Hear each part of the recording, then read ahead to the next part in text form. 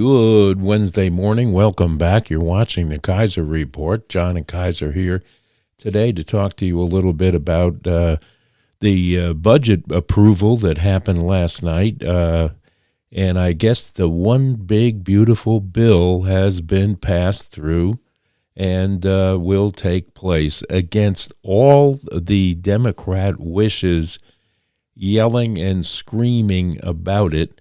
It's not going to work for them. It worked for the president, and he got what he needs to continue making America great again and helping us to have better tax control and know that the tax cuts will not expire at the end of this year and continue to help we the people as he has planned it. They're up in arms over this and do not like the outcome. Only one Republican from Kentucky voted against it.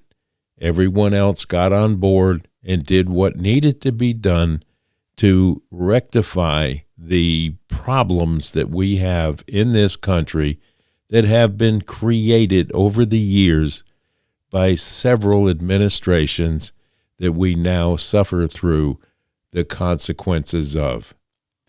Yes, the prices are escalating in the stores one more time, and this will start the process by which it will start to lower the inflation and prices at the pump and at the grocery store and so on and so on. I was in a place yesterday and looked at the eggs there, and they're getting $9 a dozen for farm fresh eggs, and that was in a Amish store located here in East Tennessee.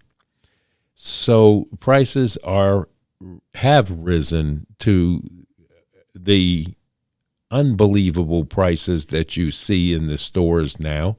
How much of that is related to gouging, I don't know, but I'm sure there's a little of that going on. When you create shortages, there's a reason gives them a reason to raise prices beyond what they should be. And, of course, the mainstream media is on this morning talking about how bad the bill is that was passed through and so on and so on. And then you have Morning Joe over there again propagating false information about where we're going and what the pricing is going to be and so on and so on. Let's keep in mind that we've had 1 month of this president sitting in office and so much has been accomplished.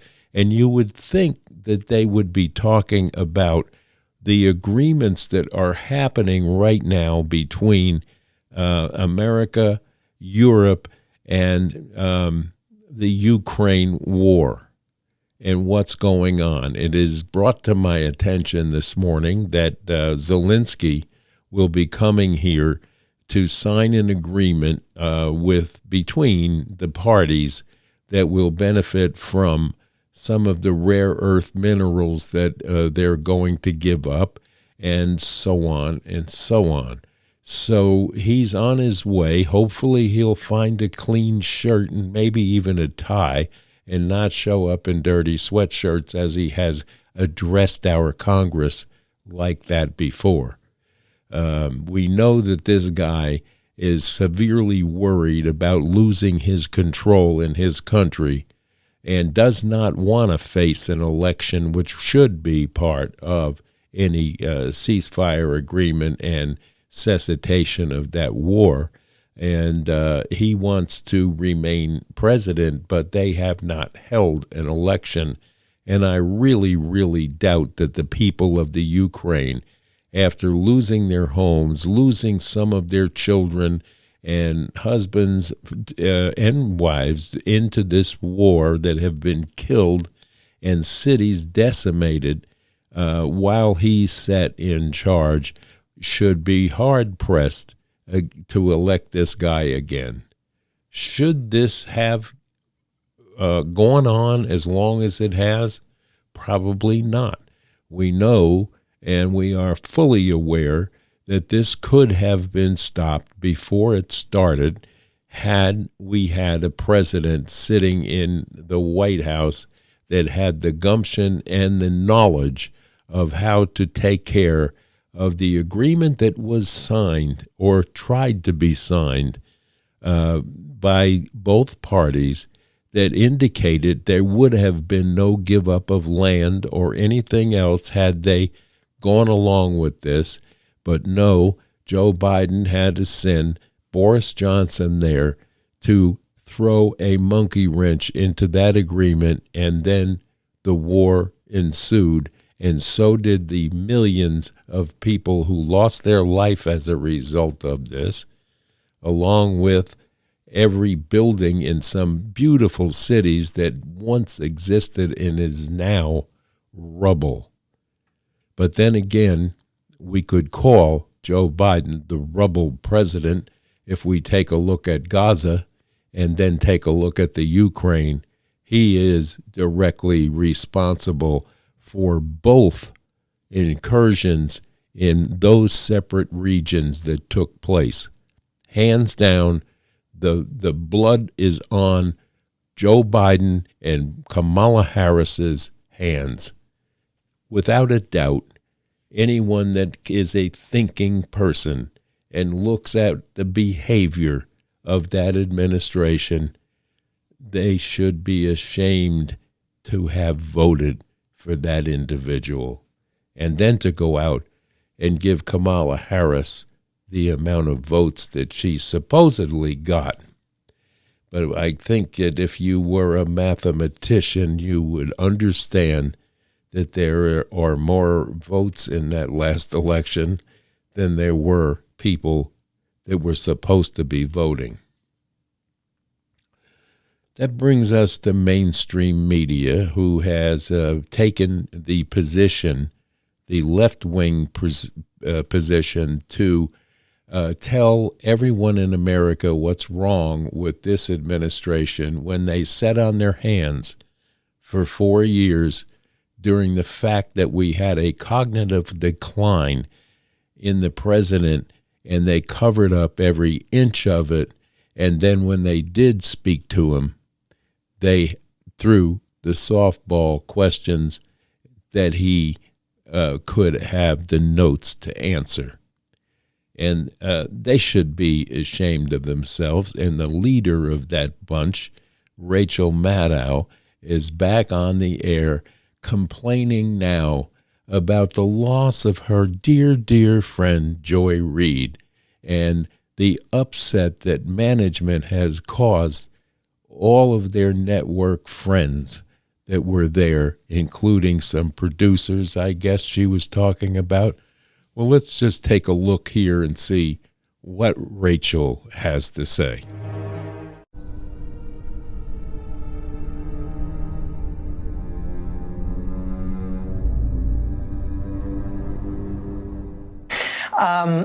You may have already heard about changes that have been announced at MSNBC over the last couple of days. The new president of our network made it official today. Some of our shows are moving to different time slots or expanding or going away altogether. Denied. And Joy is not taking a different job in the network. She is leaving the network altogether. And that is very, very, very hard to take. I am 51 years old. I have been gainfully employed since I was 12. And I have had so many different kinds of jobs, you wouldn't believe me if I told you. But in all of the jobs I have had, in all of the years I have been alive, there is no colleague for whom I have had more affection and more respect than Joy Reid. I love everything about her. And what I would love for, white parents who are tempted by these bans and thinking these are good for your kids, to just interrogate for yourself. Why is it that you only are uncomfortable with books about black people, Jewish people, and LGBT? You just interrogate that for yourself. That's what critical thinking is. It isn't dangerous. Critical thinking is good for you. Just interrogate and think about it for yourself. You don't think of yourself as racist or a bad person, but you're uncomfortable. But you're only uncomfortable with books about black historical figures, the Holocaust, and LGBT. Just ask yourself that question. I'm just asking you to ask yourself that question for Black History Month, if you still think that that's legal to do. She seems nice. I have learned so much from her. I have so much more to learn from her. I do not want to lose her as a colleague here at MSNBC. And personally, I think it is a bad mistake to let her walk out the door. It is not my call, and I understand that, but that's what I think. I will tell you, it is also unnerving to see that on a network where we've got two non-white hosts in primetime, both of our non-white hosts in primetime are losing their shows, as is Katie Fang on the weekend. And that feels worse than bad, no matter who replaces them. That feels indefensible. I'll tell you what your problem is. You don't like me because you're a racist. What? You're a racist. You don't like me because I'm white. I don't like you because you're going to get me killed. But one thing you cannot necessarily see is that the people who get our shows on the air, they're really being put through the ringer. Dozens of producers and staffers, including some who are among the most experienced and most talented and most specialist producers in the building, are facing being laid off. They're being invited to reapply for new jobs. That has never happened at this scale in this way before when it comes to programming changes, presumably because it's not the right way to treat people, and it's inefficient and it's unnecessary, and it kind of drops the bottom out of whether or not people feel like this is a good place to work, and so we don't generally do things that way. He's airborne! Yep, I'm flying through the air. This is not good.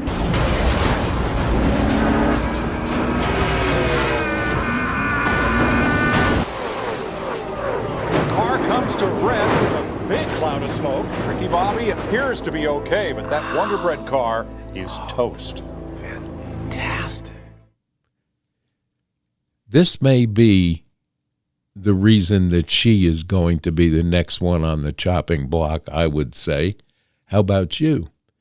Let me know in the comments below if you do watch these programs, such as The View and MSNBC and CNN and the like. Let me know why you think they are a valid place to go for your current news and commentary, because it is so one-sided that it's unbelievable. And they learned nothing after the November elections and continue to rail on and tell us unfactual stories, and then they bring people in to bolster their ideas from places like the Atlantic, which couldn't tell a bipartisan story if they were given bars of gold to do it. And we know now who will tell us the truth, and you have a lot of people to go to on this channel and other channels that are coming through social media that will allow you to see both sides of a story in some cases, and there's some not so trustworthy people on this platform as well as others, and we know that, and we have to be careful. Just as when you're on X, you have to look for the blue check mark, number one, and number two, even some of those will get away with letting you have weird outlooks on things. Do not engage with these people on social media, because you cannot convince a bot to understand anything.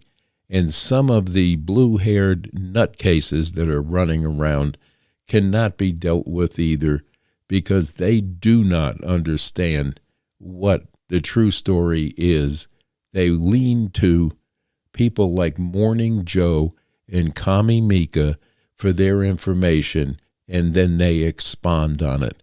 And that is not clever at all. But they do it, and I watch people every day, like platforms of X, go out and argue with these people, but you cannot argue with stupid, and that is a fact.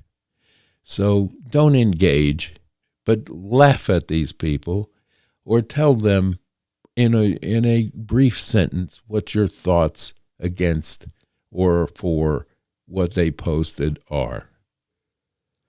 That brings us to what's going on at the three-letter agencies, starting with the FBI.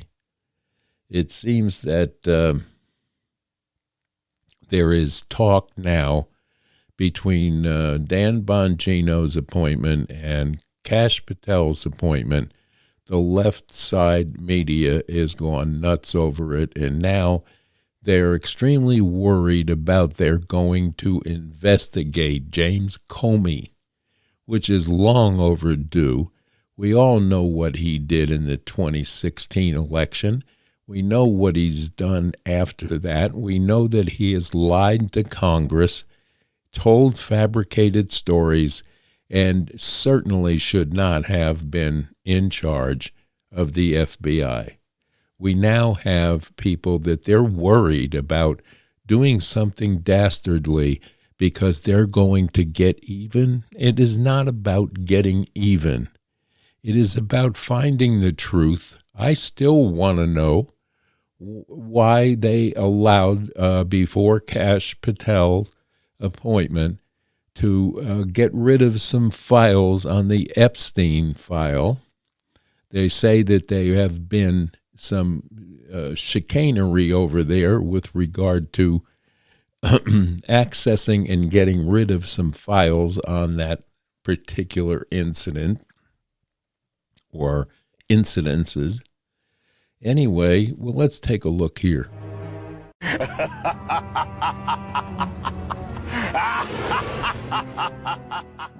A test unlike any other if Donald Trump is reelected. I mean, when you think about a second Trump administration, what do you think the implications would be for the FBI? Oh, serious, for the Justice Department and the FBI, because Trump is coming for those institutions. He knows their power, and I think he has regrets that he didn't work hard enough to corrupt them last time. So he's coming for them, and that's a danger for all Americans. He's going to put people in positions in those organizations. He didn't have all-stars the last time. He'll have the bottom of the barrel this time, but people who will want to do his will, and that should worry every American. This election matters because of a reason like that. People have to participate. You cannot sit on the sideline. I don't care how you feel about Joe Biden. You must vote for him because the consequences on the other side are too severe. I am your retribution. I am your retribution.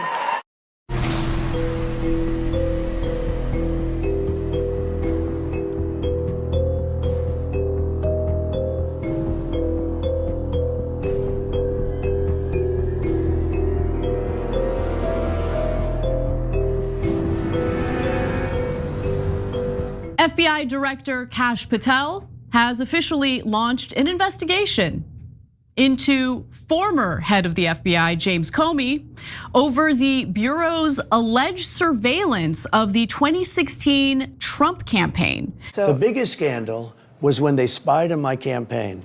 They spied on my campaign. Well, there's no real evidence of that. Of course there is. No. It's all over the place. Leslie, Sir, they spied on my campaign and they got caught. Can I say something?